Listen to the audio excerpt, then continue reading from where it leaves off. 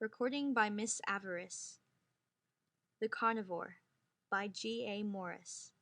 The beings stood around my bed in air suits like ski suits, with globes over their heads like upside-down fish bowls. It was all like a masquerade, with odd costumes and funny masks.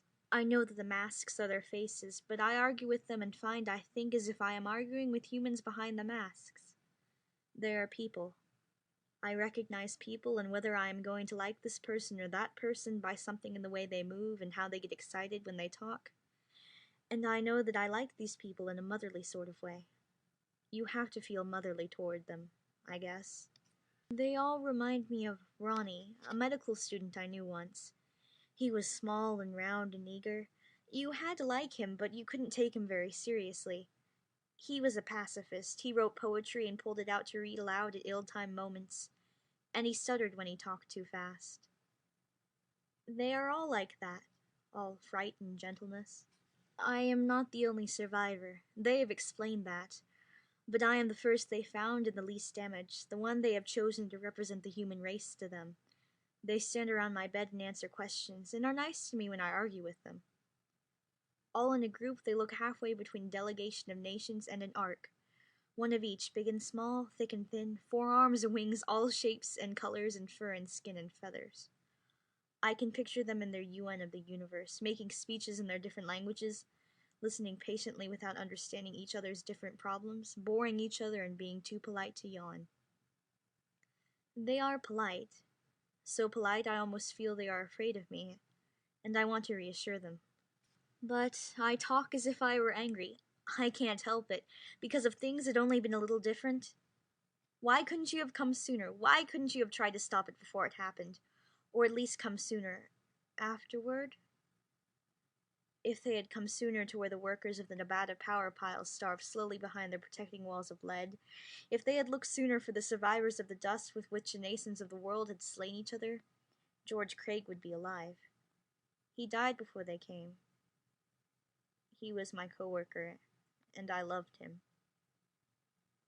We had gone down together, passing door by door the automatic safeguards of the plant, which were supposed to protect the people on the outside from the radioactive danger on the inside.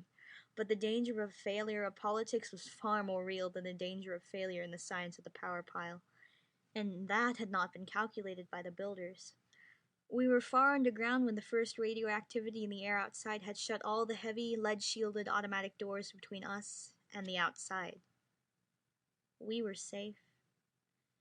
And we starved there. Why didn't you come sooner? I wonder if they know or guess how I feel. My questions are not questions, but I have to ask them. He is dead. I don't mean to reproach them. They look well-meaning and kindly, but I feel as if somehow, knowing why it happened could make it stop, could let me turn the clock back and make it happen differently. If I could have signaled them so they would have come just a little sooner. They look at one another, turning their funny face heads uneasily, moving back and forth, but no one will answer. The world is dead. George is dead, that thin, pathetic creature with the bones showing through his skin that he was, when we sat still at the last with our hands touching, thinking there were people outside who had forgotten us, hoping they would remember. We didn't guess that the world was dead, blanketed in the radiating dust outside. Politics had killed it. These beings around me, they had been watching, seeing what was going to happen to our world, listening to our radios from their small settlements on the other planets of the solar system.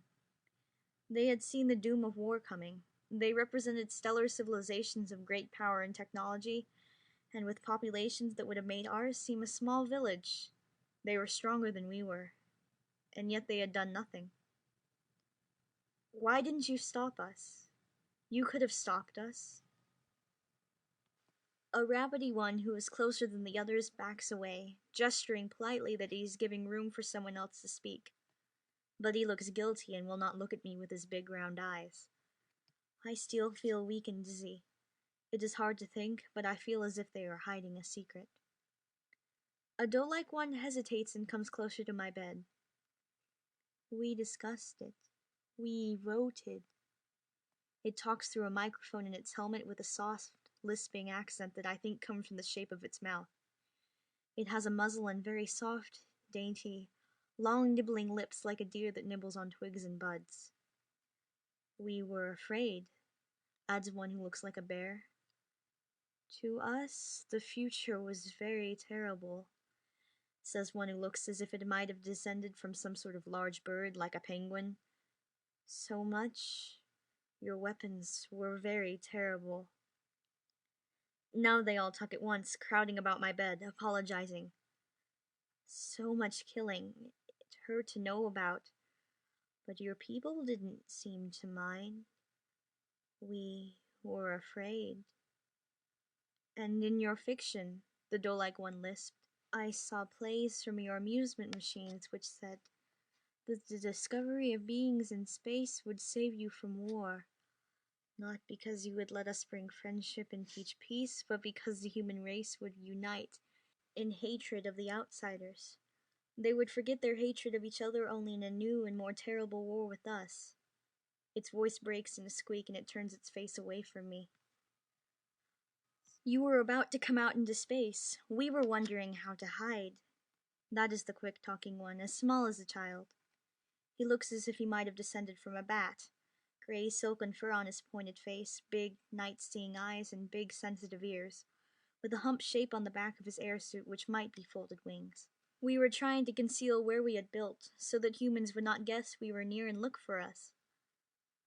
They are ashamed of their fear, for because of it they broke all the kindly laws of their civilizations, restrained all the pity and gentleness I see in them, and let us destroy ourselves.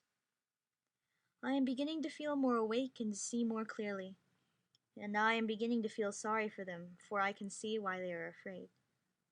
They are herbivores. I remember the meaning of shapes. In the paths of evolution there are grass eaters and berry eaters and root diggers. Each has its functional shape of face and neck, and its wide, startled-looking eyes to see and run away from the hunters. In all their racial history, they have never killed to eat. They have been killed and eaten, or run away, and they evolved to intelligence by selection. Those lived who succeeded in running away from carnivores like lions, hawks, and men. I look up, and they turn their eyes and heads in quick, embarrassed motion, not meeting my eye. The rabbity one is nearest, and I reach out to touch him, pleased because I am growing strong enough now to move my arms. He looks at me and I ask the question, are there any carnivores, flesh-eaters, among you? He hesitates, moving his lips as if searching for tactful words. We have never found any that were civilized. We have frequently found them in caves and tents fighting each other. Sometimes we find them fighting each other with the ruins of cities around them, but they are always savages. The bear-leg one said heavily, it might be that carnivores evolve more rapidly and tend toward intelligence more often, for we find radioactive planets without life in places like the place you call your asteroid belt, where a planet should be. But there are only scattered fragments of planet, pieces that look as if a planet had been blown apart. We think that usually... He looked at me uncertainly, beginning to fumble with his words. We think... Yours is the only carnivorous race we have found that was civilized, that had a science and was going to come out into space, the doe-like one interrupted softly. We were afraid. They seemed to be apologizing.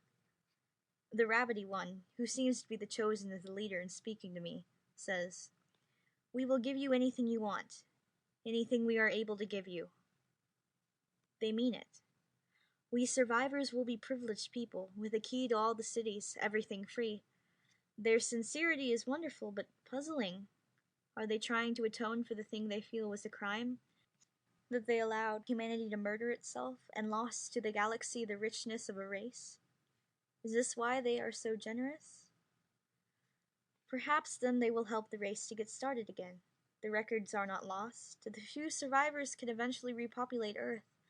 Under the tutelage of these peaceable races, without the stress of division in the nations, we will flower as a race. No children of mine to the furthest descendant will ever make war again. This much of a lesson we have learned. These timid beings do not realize how much humanity has wanted peace. They do not know how reluctantly we were forced and trapped by old institutions and warped tangles of politics to which we could see no answer.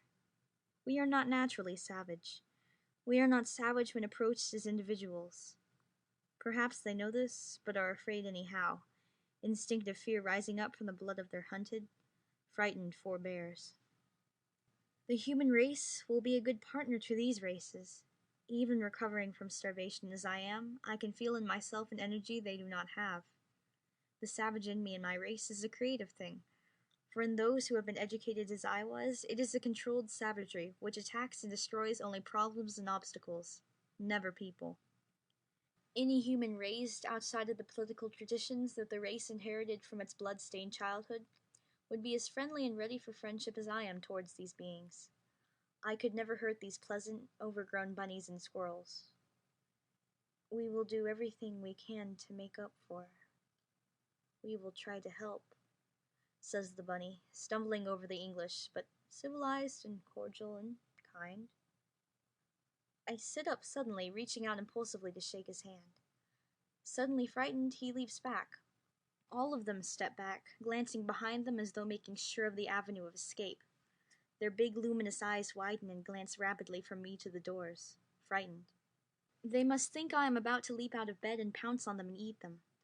I am about to laugh and reassure them, about to say that all I want from them is friendship, when I feel a twinge in my abdomen from the sudden motion.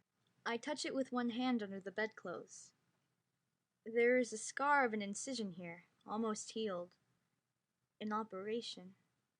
The weakness I am recovering from is more than the weakness of starvation. For only half a second I do not understand. Then I see why they looked ashamed. They voted the murder of a race. All the human survivors found have been made sterile. There will be no more humans after we die. I am frozen, one hand still extended to grasp the hand of the rabbity one, my eyes still searching for his expression, reassuring words still half formed.